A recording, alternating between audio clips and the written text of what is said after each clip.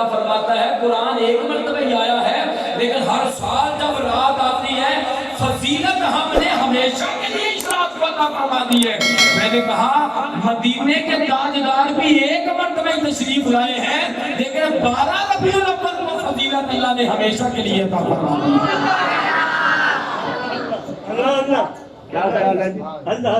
اور پھر لیلۃ القدر کے متعلق اللہ کا قرآن کہتا ہے لیلۃ القدر خیر من الف شہر، 1000 مہینوں سے افضل ہے یہ رات، ایک رات 1000 مہینوں سے افضل ہے۔ بھئی کیوں افضل ہے؟ جواب ملے گا اس رات کو قرآن آیا ہے۔ میں نے کہا لیلۃ القدر کو قرآن آیا ہے، 12 ربیع الاول کو صاحب قرآن آیا ہے۔ اس رات جیسی کوئی اور رات نہیں ہے، تو 12 ربیع الاول کے دن اور رات جیسی بھی بولو کوئی رات ہو سکتی، بولو کوئی رات ہو سکتی۔ اتنی شان والا رسول اللہ نے عطا فرمایا، اس لیے ہم کہتے ہیں آمد مصطفیٰ مرحبا مرحبا۔ ذرا مل کے آپ بھی صدا لگاؤ نا ذرا، آمد مصطفیٰ مرحبا مرحبا،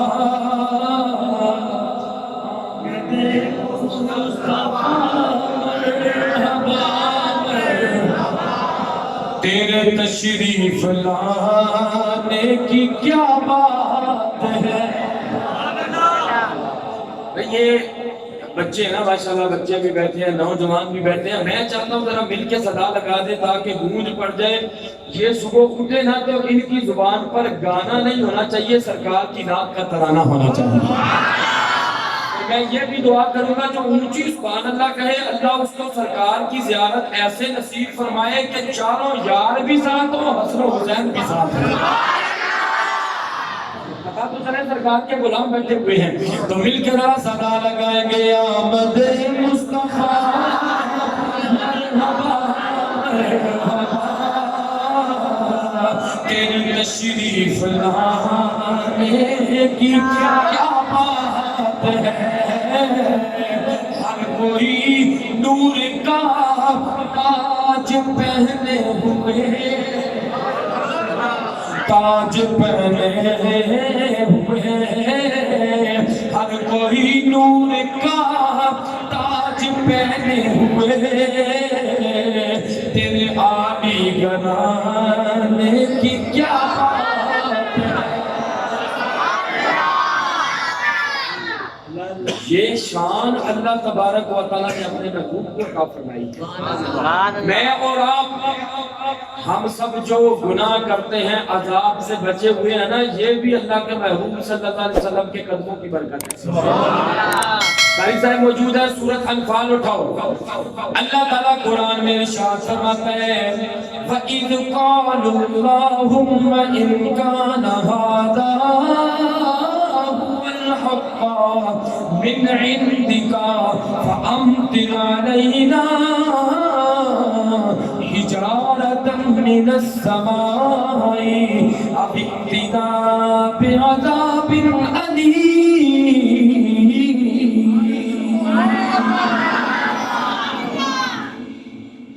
کافروں نے کہا، یہ کافروں نے کہا کہ یا اللہ اگر تو بھی سچا ہے، تیرا نبی بھی سچا، قرآن بھی سچا، ہم نہیں مانتے۔ کافروں نے کہا ہم نہیں مانتے، تو ہمیں دردناک عذاب دے، یا حجارۃ من السماء، یا آسمان سے پتھر برسا۔ اللہ تعالیٰ نے کیا فرمایا؟ اگلا قرآن کا انشاءاللہ وہ جملہ سنیں گے تو انشاءاللہ من میں ضرور آ جائے گا۔ اللہ نے فرمایا وہ کافروں تمہارے منحوس چہرے ہیں، اگر تم پہ ہوتا تو تمہیں تو کب کا ہم بندر بنا دیتے، تمہیں تباہ و برباد کر دیتے۔ فَمَا كَانَ اللَّهُ لِيُعَذِّبَهُمْ وَأَنْتَ فِيهِمْ، فرمایا کہ تم پر عذاب اس لیے نہیں آتا کہ تمہارے درمیان میرا محبوب جو موجود ہے۔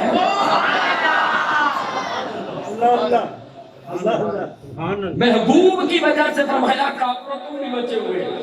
اب میں ایک بات انشاءاللہ آپ کو کہوں گا تو اگلا ربیع الاول آنے تک انشاءاللہ آپ کے ذہنوں پہ اس کا لطف اور سرور رہے گا۔ اس وقت عذاب نہیں آیا تھا کہ اللہ کے رسول موجود تھے، اب بھی ہم گناہ تو کرتے ہیں، اب کیوں عذاب نہیں آتا؟ قوم شعیب نے ایک گناہ کیا تھا نا، ناپ تول میں کمی بیشی کرتے تھے، عذاب آ گیا تھا۔ ہمارے ناپ تول میں کمی بیشی نہیں ہوتی، 5 کلو چینی لے کے جاؤ تو گھر جا کے چیک کرو تو 4 کلو ہوتی ہے. پھل والے نے سامنے کچھ لگایا اللہ ماشاءاللہ سب کچھ ہی میں کہہ رہا, پھل والے نے سامنے کچھ لگایا دیتا کچھ ہے, گندم سامنے کچھ لگائی ہے پیچھے اس نے تار لگائی ہوئی ہے دیتا وہ ہے. یعنی بے ایمانی ہوتی ہے, شراب نوشی نہیں ہوتی, غیبت نہیں ہوتی, غیبت نہیں کرتے لوگ, جھوٹ نہیں بولتے, ڈھاکہ زنی چوری نہیں ہوتی. تو پہلے تو لوگ گناہ کرتے تھے دروازوں پہ ماتھے پہ لکھا جاتا تھا, اب کیوں نہیں لکھا جاتا؟ اس لیے میں نے کہا تم ابھی تک اس چکر میں پڑے ہوئے کہ سرکار زندہ ہے یا زندہ نہیں ہے. میں نے کہا یہ غیبت کرنے کے بعد, چوری کرنے کے بعد, ڈھاکہ زنی کرنے کے بعد ہر قسم کا گناہ ہم میں پایا جاتا ہے. یہ سارے گناہ کرنے کے بعد شیشے میں شکل دیکھو, جو ایسا سبحان اللہ, شیشے میں شکل دیکھو, یہ جملہ سنیں گے تو ہاتھ آپ کے فضا میں ہوں گے اور سبحان اللہ کی صدا آپ کی پوری دبرجی ارائیاں میں جائے گی.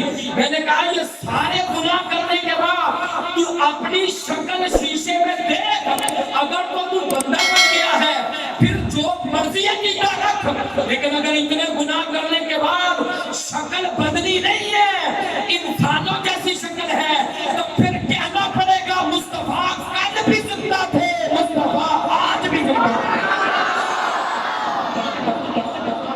سبحان اللہ. کل بھی ہم عذاب سے بچے ہوئے تھے تو امام الانبیاء کا صدقہ عذاب سے بچے ہوئے تھے. آج بھی اگر ہم عذاب سے بچے ہوئے ہیں تو مدینے کے تاجدار کا صدقہ عذاب سے بچے ہوئے ہیں. پہلے کلمے کا ترجمہ کیا ہے؟ لا الہ الا اللہ محمد رسول اللہ, اللہ کے سوا کوئی معبود نہیں, محمد صلی اللہ علیہ وسلم اللہ کے رسول ہیں. کسی میں جرأت ہے کہ وہ ترجمہ کرے کہ تھے؟ کسی میں جرأت ہے وہ کہے اللہ کے رسول تھے؟ وہ تو کافر ہو جائے گا جو یہ کہے. اگر یہ کہے تو پھر تو کلمہ تبدیل کرنا پڑے گا, لا الہ الا اللہ کہا محمد رسول اللہ, یہ پڑھے گا تو دارہ اسلام سے خارج ہو جائے گا. میں نے کہا جو کلمہ پڑھ کے تم مسلمان ہوتے ہو وہ کلمہ بتا رہا ہے مصطفیٰ کل بھی تھے آج بھی ہیں تا قیامت زندہ ہے, بعد از قیامت بھی زندہ ہے. ایک اور میں بات آپ کو بتاؤں, کچھ لوگ کہتے ہیں نا سرکار اسی دن اس دنیا سے رخصت ہوئے تو تم غم نہیں مناتے خوشی مناتے. اس کا پہلا جواب تو یہ ہے چلو ہم خوشی مناتے ہیں تم غم منا لو, کچھ تو کرو نا, لیکن ہم خوشی منانی ہے غم منا رہے ہیں تو پتہ چلا پھر یہ تو انتشار ہے. اس لیے سرکار دو جہاں صلی اللہ علیہ وسلم اگر تو پردہ فرما گئے ہیں تو نعمت چلی جاتی, پھر تو ہم غم مناتے ہیں. میں ایک موبائل آپ کو دیتا ہوں 10 دن کے لیے تو وہ نعمت آپ کے پاس ہے, آپ خوشی منائیں گے. موبائل میں واپس لے لوں تو پھر نعمت ختم ہو گئی. اللہ کے رسول صلی اللہ علیہ وسلم اگر تو چلے گئے ہیں پھر تو تم غم مناؤ. عقیدہ یہ ہے سرکار کل بھی زندہ تھے آج بھی زندہ ہیں, کل بھی نعمت ہمارے پاس موجود تھی آج بھی نعمت ہمارے پاس موجود ہے. ہمارا تو اب ایمان اور عقیدہ یہ ہے عرشاں فرشاں پہ چرچے در یتیم دے, عرشاں فرشاں پہ چرچے در یتیم. یہ سارا زور میرا نہ لواؤ, اتنا زور ذرا تجھے بھی دلاؤ نا تاکہ آدم خون میرا جائے تو چٹاکی تو اللہ بھی بجائے. یہ میں نے مذاق میں کہہ دیا, سرکار کا ذکر کرنے سے خون جاتا نہیں, یہ ذکر تو مردوں کو بھی زندگی عطا فرما دیتا ہے.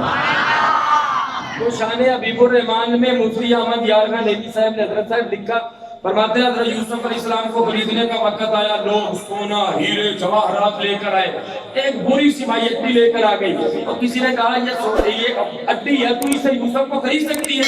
اس نے کہا خرید تو نہیں سکتی لیکن خریداروں میں نام تو آ جائے گا. کہتے ہیں مل کے پڑھ لیتے ہیں, جب قیامت کے دن آواز لگے کہ سرکار کے ثنا خان ادھر آ جاؤ, ثنا خانوں میں ہمارا بھی نام آ جائے گا.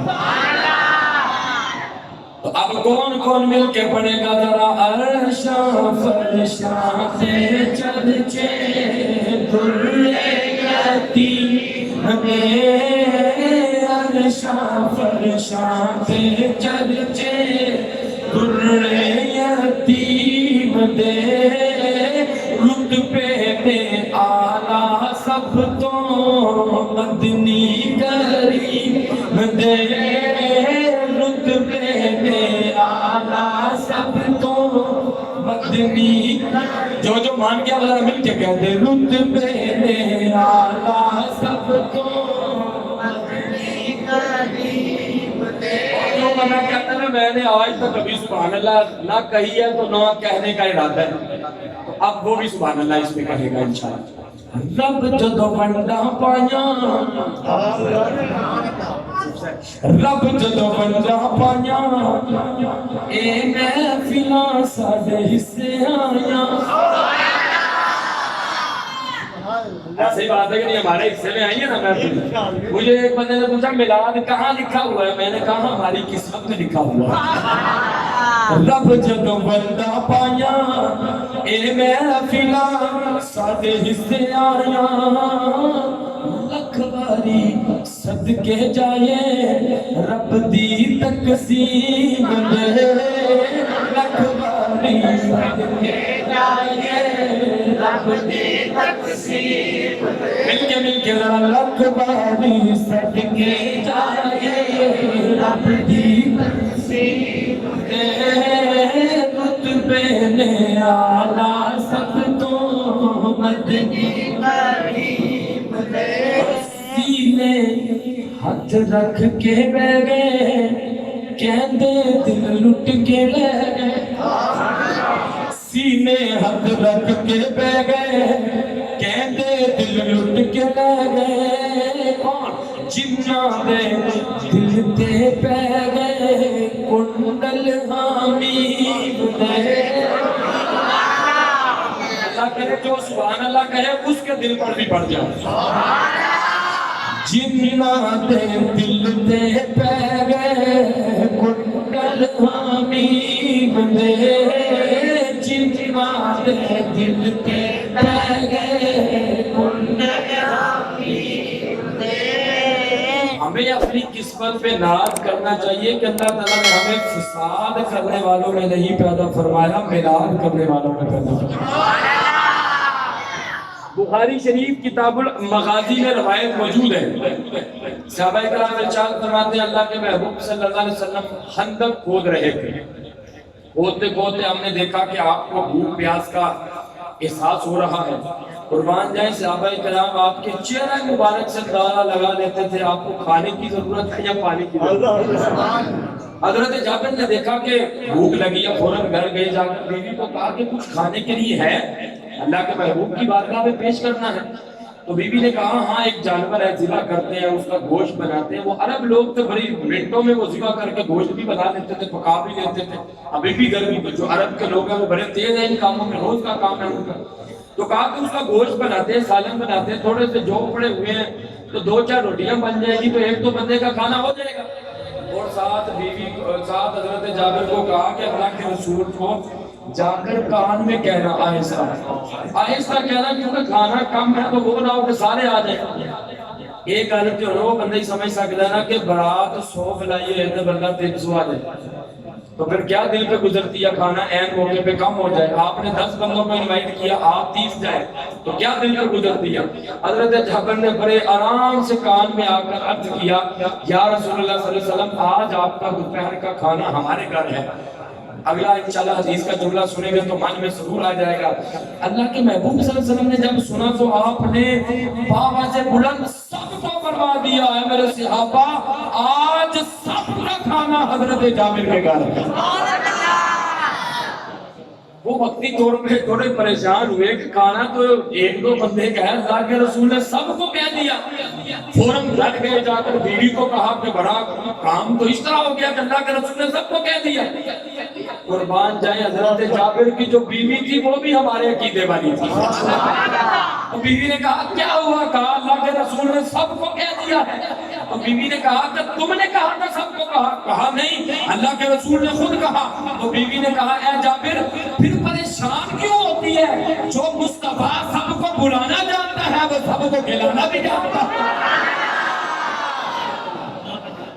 جس نے سب کو بلا لیا ہے وہ سب کو کھلا بھی لے گا، تجھے فکر مند ہونے کی کیا ضرورت ہے؟ اب قربان جائے اللہ کے محبوب صلی اللہ علیہ وسلم نے فرمایا اے جابر اپنی بیوی کو کہہ دے ہنڈیا کو نیچے نہ اتارے جب تک میں گھر نہ آ جاؤں۔ اب آپ ذرا تصور کرو، آپ کا استاد آپ کے گھر میں آ جائے، آپ خوشی سے مچل جاتے ہو، جو پیر و مرشد والے بیٹھے ہوئے ہیں وہ ذرا تصور کریں، آپ کے گھر میں آپ کا پیر آ جائے، آپ خوشی سے مچل جاتے ہو، پر واجہ تم کتنا خوش نصیب ہے، تیرے گھر میں نبیوں کا تاجدار آ گیا، تیرے گھر میں نبیوں کے تاجدار آ گئے، تیرے گھر میں بادشاہوں کے بادشاہ آ گئے، تیرے گھر میں کائنات کا شہنشاہ آ گیا ہے، تیرے گھر میں بادشاہوں کے بادشاہ آ گئے۔ سرکار نے آ کر خیر و برکت کی دعا کی، اپنا لعاب ہنڈیا میں ڈالا۔ اب وہ لوگوں کے لیے لمحہ فکری ہے جو کہتے ہیں ہم بھی کھاتے ہیں وہ بھی کھاتے ہیں، ہمارے بھی دعا تم کے بھی دعا، ہم بھی چلتے ہیں وہ بھی چلتے ہیں۔ میں نے کہا اگر تیرے جیسے ہیں تو گھر جا کر اپنے ہنڈیا میں تھوک، پھر دیکھیں جوتے کہاں کہاں سے پڑتے ہیں، کون اس ہنڈیا کو کھائے گا، جوتے کہاں کہاں سے پڑتے ہیں۔ اور کرونا نے تو اور زیادہ معاملہ آسان کر دیا، دھوپ تو بہت دور کی بات ہے، جدید ٹیکنالوجی کہتی ہے سانس بھی لو تو دوسرے بندے کو کرونا ہونے کا خطرہ ہے۔ میں نے کہا میرا اور آپ کا تھوک وہ ہے جس میں بیماریاں ہیں، جراثیم جنم لیتے ہیں۔ مجھے کعبے کے رب کی عزت اور جلال کی قسم ہے، ایک میرا اور آپ کا تھوک ہے، ایک آمینہ کے لال کا لعاب ہے، اگر کروے کنویں میں گر جائے اللہ میٹھا فرما دیتا ہے، وہ کروے کنویں میں گر جائے وہ میٹھا ہو جاتا ہے۔ یہ دعا حضرت ابو کا دادا کی آنکھ پہ لگے اللہ پہ نہیں درست فرما دیتا ہے، یہ دعا حضرت ابو بکر صدیق کی ایڑی پہ لگے اللہ سحر کے اثر کو دور فرما دیتا ہے۔ وہ لعاب آپ نے ہنڈیا میں ڈالا، فرمایا اے جابر جی آقا، فرمایا ان صحابہ کو کہو 10 آؤ کھانا کھا کے چلے جاؤ، 10 صحابہ آئے کھانا کھا کے چلے گئے، فرمایا اب 20 کو بلاؤ، 20 آئے کھانا کھا کے چلے گئے، پھر 10 کو بلاؤ، پھر 10 کو بلاؤ، پھر 20 کو بلاؤ، پھر 10 کو بلاؤ، کھانا تو 2 بندوں کا تھا۔ سبحان اللہ کی صدا لگایا والا میں دوں گا، میرے ذمہ ہے۔ بخاری شریف اور ابواب المغازی میں روایت موجود ہے، کھانا تو 2 بندوں کا تھا، 10 20 آگے کھانا کھاتے جا رہے ہیں۔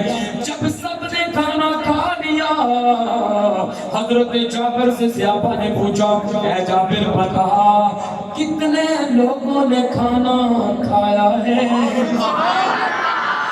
کتنے لوگوں نے کھانا کھا لیا؟ حضرت جابر فرماتے ہیں، اب میں عربی عبارت پڑھنے لگا ہوں، آپ فرماتے ہیں وَهُمْ أَلْفٌ فَأُقْسِمُ بِاللَّهِ لَقَدْ أَكَلُوا حَتَّى تَرَكُوا وَانْحَرَفُوا وَإِنَّ بُرْمَتَنَا لَتَغِبْتُ كَمَا هِيَ وَإِنَّ عَجِينَنَا لَيُخْبِزُ كَمَا هُوَ۔ جابر فرماتے ہیں مجھے کعبے کے رب کی عزت اور جلال کی قسم ہے، کھانا تو 2 بندوں کا تھا، سرکار کی دعا اور لعاب کی برکت سے 1000 بندے نے کھانا کھا لیا۔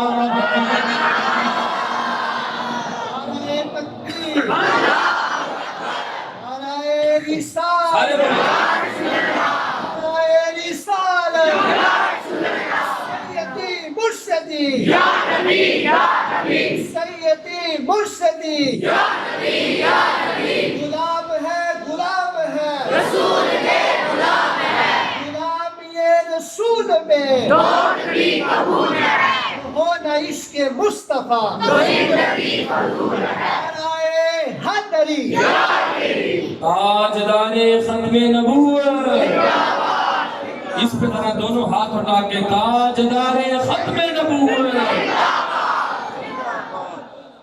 کھانا کتنے بندوں کا تھا؟ 2 بندوں کا، دو بندوں کا کھانا تھا، 1000 بندے نے کھا لیا. حدیث ابھی مکمل نہیں ہوئی، اگلا حدیث کا جملہ سنیں گے انشاءاللہ خود بخود آپ کا لو لو سبحان اللہ کہے گا. جب سب نے کھانا کھا لیا، 1000 بندے نے کھا لیا، تو آپ نے فرمایا جابر جی آقا، فرمایا اب اس ہڈیا کو اٹھا. حضرت جابر فرماتے ہیں جب میں نے ہڈیا کو اٹھایا تو کھانا پہلے سے بھی زیادہ اس ہڈیا میں موجود تھا. یہ مقام ہے ان کا. تم کہتے ہو ہم جیسے ہیں، وہ تو لعاب کھانے میں گر جائے تو 2 بندوں کا کھانا 1000 بندہ کھا لیتا، پھر بھی کھانا باقی رہتا ہے.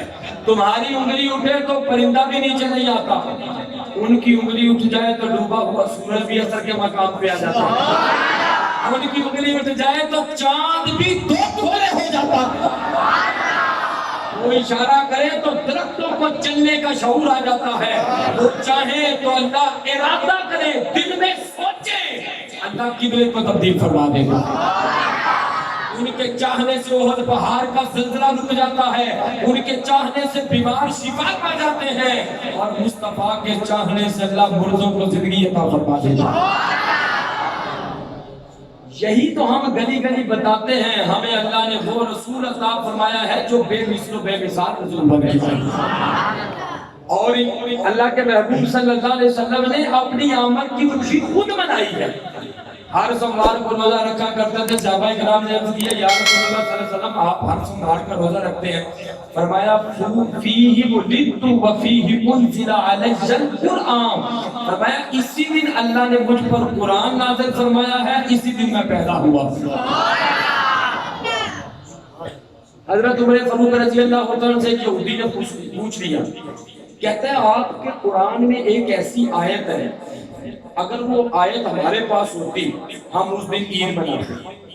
آپ کے قرآن میں وہ آیت موجود ہے، ویسے بھی پڑھنی ہے، اگر آپ اجازت دیں تو ترنم سے پڑھ دیں قرآن.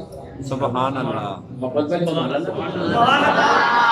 وہ سورۃ المائدہ چھٹا سے 12 فرمایا اليوم اکملت لکم دینکم واتممت علیکم نعمتی ورضیت لکم الاسلام دینا. خطبہ حجۃ الوداع کے موقع پہ نازل ہوئی نا، جب آپ نے آخر زندگی کا ظاہری زندگی کا آخری خطبہ دیا تو وہاں پر یہ آیت نازل ہوئی کہ آج کے دن میں نے تمہارے دین کو تمہارے لیے مکمل کر دیا اور اپنی نعمت کو تم پر پورا کر دیا. اس نے کہا یہ دیکھو یہ آیت تمہارے قرآن میں ہے، اگر ہمارے پاس ہوتی تو ہم لوگ اس دن عید مناتے. اب توجہ سے آپ سنیں، بخاری شریف میں روایت موجود ہے. حضرت عمر فاروق رضی اللہ عنہ نے یہ نہیں فرمایا عیدیں تو 2 ہی ہیں، صرف ایک عید الفطر ہے یا عید الاضحیٰ ہے. آپ نے فرمایا کہ وہ یہودی تو ایک عید کی بات کرتا ہے جس دن یہ آیت نازل ہوئی، ہماری اس دن 2 عیدیں تھیں. کون سی 2 عیدیں تھی؟ کہا ایک تو یوم عرفہ تھا، حج کا دن تھا، وہ بھی ہمارے لیے عید کا دن ہے. دوسرا جمعے کا دن تھا، وہ بھی ہمارے لیے عید کا دن ہے. حضرت عمر فاروق کو کسی سے ابھی نے کہا ہو کہ یہ تم نے عید کہاں سے نکال دی بھئی، حج کا دن تو جمعے کا دن عید کا دن.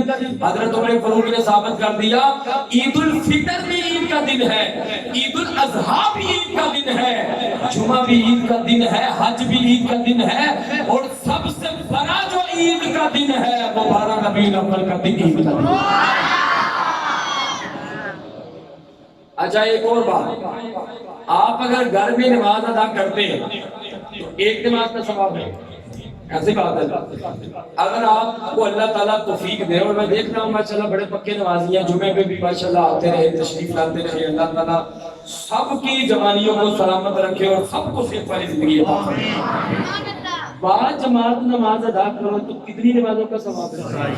27 نمازوں کا. 25 کا بھی ذکر آتا ہے، 27 کا بھی، دونوں حدیث سے موجود ہے. ہم 27 والی کو لیتے ہیں.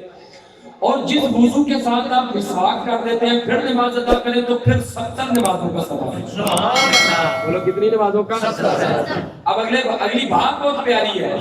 اللہ آپ سب کو مدینہ شریف لے جائے. آمین. ذرا محبت والی بولو نا. جو نہیں گئے اللہ ان کو لے جائے، جو گئے ہیں اللہ پھر ان کو لے جائے. سرکار کی مسجد نبوی میں ادا کرو نماز تو کتنی نمازوں کا ثواب ہے؟ 50,000. یاد رکھیں کتنی نمازوں کا ثواب ہے؟ 50,000 نمازوں کا ثواب، اور اگر آپ سین حرم میں نماز ادا کرتے ہو خانہ کعبہ میں تو 1,00,000 نماز کا ثواب۔ کتنی نمازوں کا ثواب؟ اب میں یہاں پر وہ ڈاکٹروں تو پروفیسروں والی علمی گفتگو جہرنا نہیں چاہتا، چونکہ سادہ لوگ ہیں تو میں سادہ سادہ باتیں کر رہا ہوں تاکہ ہر کسی کے ذہن میں باتیں بیٹھے اور سرکار کی محبت کے جو چراغ ہیں وہ دلوں میں روشن ہو جائے۔ یہاں پر 27 نمازوں کا ثواب ہے، سرکار کی مسجد میں پڑھو تو 50,000 نمازوں کا۔ اب کوئی کیا کہتے ہیں نا وہ بھی ہم جیسے ہیں تو یہ مسجد تو وہ بھی مسجد ہے، تو یہاں پر 27 نمازوں کا ثواب ہے۔ چلو مسواک کے ساتھ آپ 70 نمازوں کا لگا لو، یہاں پر 70 نمازوں کا ثواب ہے، اب وہاں پر کتنی نمازوں کا ثواب؟ 50,000 نمازوں کا ثواب ہے۔ یہ بھی مسجد ہے وہ بھی مسجد ہے۔ میں نے کہا سرکار تو جہاں صلی اللہ علیہ وسلم سے کمپیریزن تو بعد میں کرنا، جب میری اور آپ کی مسجد مصطفیٰ کی مسجد جیسی نہیں ہو سکتی تو ہم میں سے کوئی مصطفیٰ جیسا کیسے ہو سکتا؟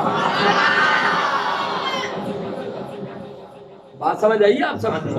یہاں 27 نمازوں کا ہے، وہاں 50,000 نماز کا ثواب ہے، اس لیے کہ وہاں پر مدینے کے تاجدار کے قدم مبارک لگے۔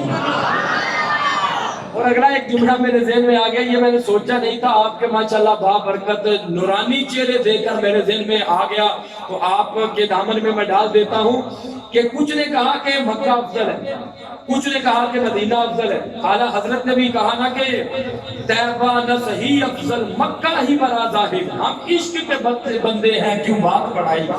کہتے ہیں چلو مکہ کوئی افضل سمجھ لو، لیکن عشق میں کے میدان میں ہم مدینے کو افضل سمجھتے ہیں۔ جملہ بھی باقی ہے، کچھ مفسرین کرام نے کہا مکہ افضل ہے، کچھ نے کہا مدینہ افضل ہے۔ توجہ ہے سب؟ توجہ جب تک نہیں ہوگی میں جملہ نہیں کہوں گا، محبت سے اور جو علماء اہل سنت ہے نا افضل، ان کا آپ یہ تطبیق اور جواب سنیں گے تو انشاءاللہ العزیز رات کو سوئے بھی ہوں گے تو اٹھیں گے تو زبان سے سبحان اللہ نکل رہی ہوگی۔ کہا کہ اس طرح کہو کہ جب مصطفیٰ مکہ میں تھے تو مکہ افضل تھا، مکہ میں تھے تو مکہ افضل تھا، اب مدینے میں ہے تو مدینہ افضل ہے، جب جنت میں چلے جائیں گے تو جنت سب سے افضل ہوگا۔ جہاں مدینے کے تاجدار ہیں وہ جگہ سب سے اعلیٰ ہے۔ مکہ میں تھے تو مکہ افضل تھا، اللہ قسمیں اٹھاتا تھا، مدینے میں ہے تو مدینہ افضل ہے، اور سرکار جب جنت میں جائیں گے تو جنت سب سے اعلیٰ ہوگی۔ اس لیے ہم سرکار دو جہاں صلی اللہ علیہ وسلم کا میلاد مناتے ہیں اور لوگوں کو بتاتے ہیں ہمیں اللہ نے ایسا رسول عطا فرمایا جن کا غلام بننے کے لیے اللہ کے نبی بھی التجائیں کرتے رہے۔ آپ صلی اللہ علیہ وسلم ایک جگہ سے گزر رہے تھے تو ایک شخص کو دیکھا کہ وہ شکر ادا کر رہا تھا۔ شکر کس چیز کا ادا کر رہا تھا؟ یا اللہ تیرا شکر ہے تو نے اپنے آخری محبوب کا امتی بنا دیا، یا اللہ تیرا شکر ہے۔ جب حضور صلی اللہ علیہ وسلم نے دیکھا تو آپ نے صحابہ کو فرمایا کہ میرے صحابہ یہ بندہ سب سے بڑی نعمت کا شکر ادا کر رہا ہے، سب سے بڑی نعمت جو اللہ نے ہمیں عطا فرمائی ہے وہ یہ ہے کہ اللہ تعالیٰ نے ہمیں اپنے محبوب کا غلام اور امتی بنا دیا۔ بس میں گفتگو اب چند منٹوں تک آگے لے کے چلوں گا تو پھر انشاءاللہ 2:30 تک کیا خیال چھوڑ دیتے ہیں۔ تو ہم یہ لوگوں کو بتاتے ہیں کہ اللہ نے ساری کائنات کو اس ذات کا صدقہ پیدا فرمایا، تو پھر مجھے کہنے دیجئے عشق سچا نصیب عاشقانہ، عاشق عشق ضرور نر سجدہ ہے، سولی چڑھ جانا پیت کھولنا نا، تختہ دار منصور نر سجدہ ہے، تیرات سجدیے نال تاریاں دے، کہ سورج دے نور نر سجدہ ہے، قسم رب دی سچ شان آقا، سارا جگ حضور نر سجدہ۔ ہم یہ نعرہ لگاتے ہیں اور لگانا بھی چاہیے اور حقیقت بھی الحمدللہ، اور ابھی بھی کئی صاحب نے لگایا، غلامی رسول میں موت بھی غلامی رسول میں بولو موت بھی، اور الحمدللہ ہم اس چیز پہ فخر کرتے ہیں اور خوشی سے کہتے ہیں کہ اللہ نے سرکار کی عزت کے لیے جتنے لوگوں کا بھی انتخاب فرمایا ہے وہ سارے یا رسول اللہ کہنے والے۔ قاضی علم الدین کو دیکھ لے، ممتاز قادری کو دیکھ لے۔ اچھا کچھ لوگ یہ بھی کہتے ہیں کہ جلسوں کا فائدہ کوئی نہیں ہے، تم ایسے ہی لنگر پکاتے ہو، لوگوں کو بلاتے ہو۔ غازی علم الدین اسی جلسے کی برکت ہے، اسی جلسے اس نے علماء کی خطابات سنے تھے تو اس کے دل میں محبت پیدا ہوئی، اس نے جو راجپال کھتری تھا اس کو واضح جہنم کیا، اس کے دل میں محبت پیدا کس نے کی تھی؟ علماء کی خطابات نے اس کے دل میں محبت پیدا کی، اس لیے ان جلسوں کی بڑی برکت ہے۔ تو ہم کہتے ہیں غلامی رسول میں موت بھی قبول ہے، علامہ اقبال نے بھی اس طرف اشارہ کیا ہے، اس نے بھی کہا نا امید نہ ہو ان سے اے رہبر فرزانہ، کم کوش تو ہے لیکن بے ذوق نہیں راہی۔ اس نے کہا عمل میں سستی کر جاتے ہیں، ٹھیک ہے نہیں ہونی چاہیے، لیکن سرکار کی عزت کی بات ہے تو سرکار کی عزت پر جان کو قربان کرنا یہ اپنی خوش بختی سمجھتے ہیں۔ یہ فرانس بدماشیاں کر رہے ہیں نا، تو اگر ان میں اتنی جرأت ہے تو وہ ہمارے سامنے آئے، ہمارے ایک بندے کا بھی وہ مقابلہ نہیں کر سکتا، اس کے ٹوٹے ٹوٹے ہم نے کر کے رکھ دیے، تو پھر اس کو پتا چلے کہ کیسے خاکے بناتے ہیں۔ سرکار کے غلاموں نے الحمدللہ وہاں پر بھی اس کا جینا حرام کر دیا ہے، اور یہ نیست و نبود ہوں گے، مصطفیٰ کی عظمت کا پرچم لہراتا رہے گا۔ میرا چونکہ مزاج ہے میں اینڈ پہ کچھ نہ کچھ تقریب کا پیغام بھی دیتا ہوں۔ غلامی رسول میں موت قبول ہے تو غلامی رسول میں کیا خیال ہے کہ 5 وقت کی نماز بھی قبول ہونی چاہیے کہ ہونی چاہیے نا؟ غلامی رسول میں اب میں ہاتھ نہیں کھڑے کرواتا، دل میں پکا اپنے ساتھ عہد کرو، غلامی رسول میں 5 وقت کی نماز واجبات قبول ہے انشاءاللہ قبول ہے۔ اسی طرح غلامی رسول میں ہمیں والدین کا ادب نہیں قبول ہونا چاہیے۔ یقین جانے کہ اتنے لوگ پریشان ہیں، یہاں بھی ماشاءاللہ باپ بیٹھے ہوئے ہیں سفید داڑھی والے، اللہ تعالیٰ سب کی اولادوں کو فرما فرمائے، سارے ایک جیسے ہوتے بھی نہیں، بڑے بڑے ادب بھی ہیں، تو بڑے بڑے بے گزرے بھی ہیں جو والدین کو بوجھ سمجھتے ہیں، تو مارنا چاہتے ہیں تو گھر سے نکال دیتے ہیں۔ ان کو پتہ نہیں ہے کہ سرکار آئے ہیں تو ان کے آنے کی وجہ سے والدین کو کیا مقام ملا۔ فرمایا محبت کی نگاہ سے صرف دیکھ لو، مقبول حج کا ثواب اللہ تعالیٰ۔ غلامی رسول میں والدین کا ادب بھی قبول ہے انشاءاللہ۔ غلامی رسول میں ہم سود بھی چھوڑیں گے انشاءاللہ، حرام کا خاتمہ کریں گے، حلال کما کر کھائیں گے۔ اگر کوئی بندہ یہ کہے کہ تم نے بڑا سر پہ امامہ شریف رکھ لیا تو داڑھی رکھ لی ہے، اس کو کہو بھئی ہم تو سرکار کے غلام ہیں، تو غلام کی مرضی تو چلتی نہیں ہے، مرضی تو آقا کی چلتی ہے۔ بہت بڑی بات ہے، شاید آپ کی توجہ نہیں ہے، ہم سرکار کے غلام ہیں نا، تو مرضی غلام کی چلتی ہے کہ آقا کی چلتی ہے؟ آپ کہیں پر جاب کرتے ہیں 8 سے 2 بجے تک، تو آپ کی مرضی نہیں چلنے دیتے، اگلے فون بھی نہیں سننے دیتے، بس کہتے ہیں تم اتنی دیر کے لیے ہمارے ادھر ملازم ہو، نوکر ہو، غلام ہو، یہ کام کرو، تو اس دوران آپ اپنی مرضی بھی نہیں کر سکتے۔ تو ہم تو سرکار کے پکے ازل سے غلام ہیں، ہمیشہ تک انشاءاللہ غلام ہیں۔ تو اگر کوئی کہے سر پہ امامہ شریف رکھ لیا، اس کو کہو بھائی غلام ہے، سنت کے مطابق لباس پہن لیا، اس کو کہو بھائی غلام ہے۔ جو ہمارے آقا نے کہا نا ہم نے تو وہ کرنا ہے، ہماری تو مرضی اس بدن پہ نہیں چلے گی، تن پر بھی مصطفیٰ کی مرضی چلے گی، من پر بھی مصطفیٰ کی مرضی چلے گی۔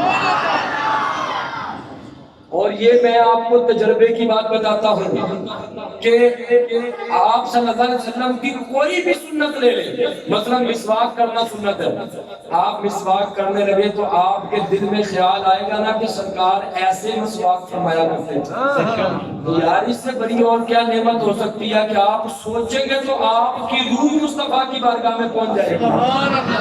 دن میں آپ کتنی سنتوں پہ عمل کریں گے، جتنی سنتوں پہ عمل کریں گے اتنی مرتبہ آپ کو سرکار یاد آئیں گے، آپ کی روح سرکار کی بارگاہ میں پہنچے گی، وہاں سے بھی جس دن کرم ہو گیا، دنیا پہ بھی بیڑا پار ہے، آخرت میں بھی بیڑا پار ہے۔ چھوٹی چھوٹی باتیں ہیں, ہم ان پہ توجہ نہیں کرتے. میرے ایک دوست ہیں, وہ امریکہ میں گئے تو وہ کہتے ہیں کہ وہاں پر میں وضو کرنے لگا نماز کے لیے, تو مسا کیا تو طریقہ یہی ہے کہ مسا کرنے کے بعد الٹی سائڈ یہ گردن کے پیچھے پھیر دیا.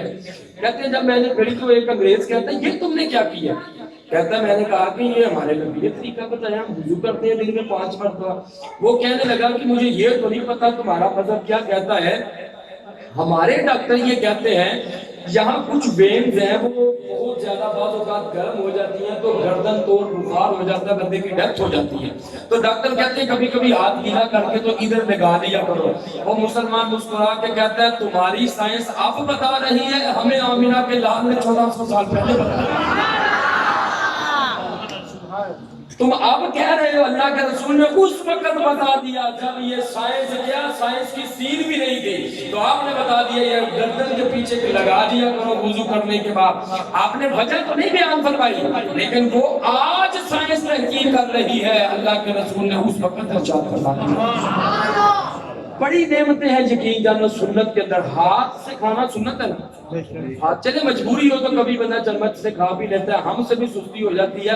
میں صرف آپ کو نہیں کہہ رہا, پہلے میں اپنی بھی اصلاح کر رہا ہوں, اللہ مجھے بھی عمل کی توفیق عطا فرمائے. میں سمجھتا ہوں کہ میں تو آپ سے بھی گناہ گار ہوں, آپ کو سنا کے شاید میرے بھی دل میں بات بیٹھ جائے تو میں بھی عمل کرنا شروع کر دوں. ہمارے استاد کہتے ہیں کہ ہم بس میں بیٹھے ہوئے تھے تو ایک بندہ چمچ کے ساتھ چاول کھا رہا تھا. تو چاول کھاتے کھاتے سڑک آگے سے ٹوٹی ہوئی تھی, تو یکدم جب دھچکا لگا تو جو چمچ تھا وہ اس کے گلے میں پھنس گیا, خون نکلنا شروع ہو گیا. ہمارے استاد فرماتے ہیں میں نے فوراً سوچا اگر سنت کے مطابق کھا رہا ہوتا تو اس کا گلا بچ جانا تھا, ہاتھ سے کھا رہا ہوتا تو اس کا گلا بچ جانا تھا. اس لیے سنت پہ عمل نہیں کیا تو وہ چمچ جا کر اس کے گلے میں لگا. یہ چھوٹی چھوٹی باتیں ہیں, ہم ان کو معمولی سمجھتے ہیں, لیکن سرکار کی سنتوں پہ عمل کرنے سے اتنی اللہ کرم نوازی فرماتا ہے, قبر میں بھی کامیابی, دنیا میں بھی مرنے کے بعد بھی اللہ بے نقصان فرماتا ہے. تو میلاد کا پیغام یہ ہے. مجھے تقریباً گھنٹہ ہو گیا تقریب کرتے ہوئے, آپ نے بڑی محبت سے سنی, اللہ آپ کو سلامت رکھے. پیغام یہ ہے کہ میلاد منانا چاہیے اور سرکار کی سیرت کو اپنانا چاہیے, اور ہم اس حوالے سے انتہائی خوش نصیب ہیں. الحمدللہ ثم الحمدللہ. لوگ کہتے ہیں نا کہ دیکھو اس مسجد میں تو اتنا رش ہے, سنی تو بے نمازی بہت زیادہ ہے. ان کی ایک مسجد ہوتی ہے 20-30 لوگ ہوتے ہیں, ہماری 5 مسجدیں ہیں, سب نمازیوں کو ملاؤ تو قدم رکھنے کے لیے جگہ نہ ملے. چلے ٹھیک ہے, لوگ بے نمازی بھی ہیں تو ان کو نماز ادا کرنی چاہیے, لیکن لوگ عمل کرتے ہیں تو ستھرا کرتے ہیں الحمدللہ. اور اگر محبت مصطفیٰ نہیں ہے تو تم نماز پڑھتے رہو, خانہ کعبہ کے چکر لگاتے رہو, تو وہ پھیرے ہی ہیں, ملنا کچھ بھی نہیں ہے, محبت نہیں ہے. روزہ رکھتے ہو تو فاقہ ہی ہے, زکات دیتے ہو تو ٹیکس ہی ہے, داڑھی کا بال بال وبال ہی ہے. لیکن اگر محبت مصطفیٰ ہو تو پھر کمال ہی کمال. قرآن بچوں کو پڑھانا ہے, قاضی سہیل صاحب کے پاس بھیجو, صوفی صاحب کے پاس بھیجو, عاشق رسول کے پاس بھیجو. جو قرآن بعد میں پڑھاتے ہیں سینوں میں مصطفیٰ کی محبت کے چراغ پہلے روشن کروا دیتے ہیں. جس کے دل میں محبت نہیں وہ قرآن پڑھے گا یہی کہے گا کہ دیوار کے پیچھے کا ان کو علم نہیں, ان کو تو خود نہیں پتا قیامت میں کیا ہونے والا ہے, خود بھی گمراہ ہوگا, دوسروں کو بھی کوئی بھی گمراہ کرے گا. لیکن جس کے دل میں محبت ہوگی وہ قرآن پڑھے گا تو یہی کہے گا کوئی مصر نہ ڈولن دی اور چپ کر میرے لیے تجا نہیں بولن. وہ قصور میں لیٹا ہوا بابا پھر یہی کہے گا رب رب کر دے بڑھڑے ہو گئے منڈا پنڈب سارے, رب دا کھوج پرانا لبا سجدے کر کر ہارے, اور رب تے تیرے اندر وستا وچ قرآن سارے, بھلے شاہ رب کو تو ملدا جرا شاہ تو دل کروا.